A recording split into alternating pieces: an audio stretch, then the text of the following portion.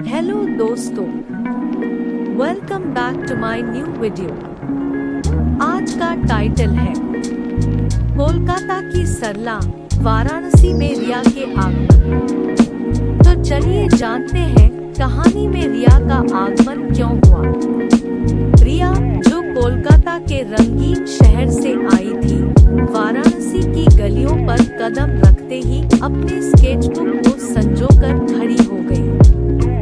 जैसे ही उसने भगवान विशेषण वाले शहर की भीतर दौड़ते चरण में रखा, उसे महसूस हो गया कि प्राचीन शहर की ऊर्जा उसके रक्तमांस में बह रही है। कोलकाता के आकृतिक शांति से काफी विभिन्न है। कोलकाता में हवा अक्सर ट्रैम की और शहर के कई पार्कों में पत्तियों के हल्के रुस्तीकरण के साथ गूंज जाती थी, लेकिन यहाँ वाराणसी में जीवन की कार्यशीलता का उत्सव उसको घेर लिया। संकीर्ण गलियां पैदावार की गति के साथ जीवन के तालमेल से जिस उत्साह के साथ उसने कदम रखा, वह कोलकाता में कभी नहीं देखा था। रिया जब व्यापारिक गलियों में चल रही थी, तो उसने पीछे की ओर उधर चलते समय अपनी बाजू में बंधे स्केचबुक को सावधानी से पकड़ लिया। उसकी आंखों में आकर्षिति की भावना थी, जैसे वह एक सुंदर उत्सव की तरफ बढ़ रही हो। कोलकाता में वन्य विभिन्नता और पुरानी उपनगरियों की अनुगति से आकाश भर जाता था, जिसमें ग्रेसफुल वेरंडाओं और आकर्षक सड़क कला का एक अद्वितीय संगीत होता था।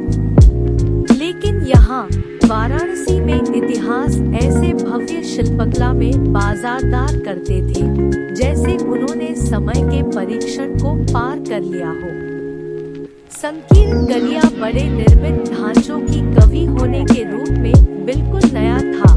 ये बिल्कुल जैसे वे एक दूसरे के साथ आपसी संवाद साझा कर रहे हों। जैसे ही वह लाभों की कटी गलियों को धरती से मिलाती हुई चल रही थी, उसकी दृष्टि वृद्धि कर रही थी। वस्त्र बाजार में लटकते हुए प्रदर्शन किए जाने वाले विभिन्न रंगों के फैब्रिक, विभिन्न विक्रेताओं की चाल और विशेष रुचिकर सड़क भोजन की खुशबू, जैसे वाराणसी की जीवन वृत्ति के हर कोने में जीवन की विविधता को लुढ़काते थे। धूप में रिया की नजरें गंगा किनारे बिकने वाले घाटों की ओर टेकी। गंगा, आध्यात्मिकता की रसीली तनिका, उस पुराने शहर की मौन सड़कों को तस्वीर देने की तरह दिखाई दी। घाटों की परापर पत्थरों की डिटेल्स, शाम के आरती के समय जलती हुई दियों की किरणें और पवित्र जल में प्रतिबिंबित छायाएं, रिया की पेंसिल की हर धड़कन ने उन्हें पेपर पर स्थान पर ले आया। जैसे ही सूरज पश्चिम की ओर गिरने लगा, शहर पर गरम ग्लो कर दिया। वाराणसी की उत्साहित ऊर्जा का गहरा अनुभव हुआ। रिया के चेहरे पर उत्सुकता की भावना पल रही थी, जिसमें वाराणसी की उत्सवी ऊर्जा की तरह ही उसकी उत्सुकता भी उभर रही थी। एक ऐसी ऊर्जा जिसने उसके अंदर प्रविष्ट हो गई थी और जिसने कोलकाता से लाए गए रंगीन आत्मा के साथ मिलकर उसके स्केचबुक के पन्नों की ओर इशारा किया।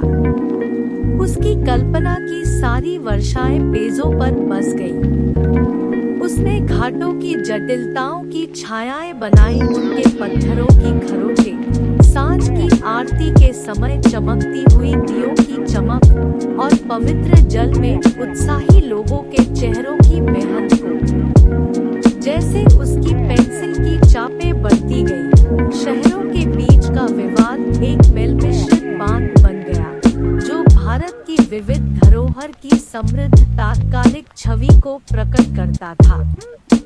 सूर्य की गिरने की सीधी शहर पर गर्मी की झलक डालने लगी और रिया को गहरी संतोष की भावना हो गई। उसके चेहरे पर उत्साह उजागर हो रहा था, जो वाराणसी की ऊर्जा के साथ मिलकर हमेशा के लिए एक ही तालमेल बना दिया। एक ऐसी ऊर्जा जिसने उसकी रचनात्मक आत्मा को बदल दिया था और जिसने मनवांगी के सीमाओं को छोड़कर उसे वाराणसी की जीवन वृत्ति के साथ मिला दिया था। उस मोमबत्तियों के बुक के साथ रिया ने समय और स्थान की सीमाएं पार करते हुए एक रचनात्मक साहसी कार्यशीलता में अपने आप को डाल दिया। अपनी कला के माध्यम से उसने कोलकाता की रचनात्मक आत्मा को मनमोहक ऊर्जा के साथ मिलाया और वाराणसी की जीवन वृत्ति की ऊर्जावान शक्ति को गले लगाया। उसकी स्केचबुक उसके पसीने की धारा के रूप में थी, जो दो शहरों की कला की आत्माओं को जोड़ने में मदद कर रही थी और मानव अभिव्यक्ति की असीम संभावनाओं की एक साक्षात्कार थी। मैं आशा करती हूँ रिया की कहानी से आपने कुछ सीखा। ये एक मार्गदर्शन कहानी है, कुछ सीख सकते हैं, दूसरों को भी सिखाया जा सकता है। ऐसी बहुत इंटरेस्टिंग स्टोरी जिससे आप अपनी जिंदगी आसान बना सकते हैं। नए वीडियो देखने के लिए चैनल को सब्सक्राइब, लाइक और अपने दोस्तों को भी वीडियो शेयर करें। Thanks for watching.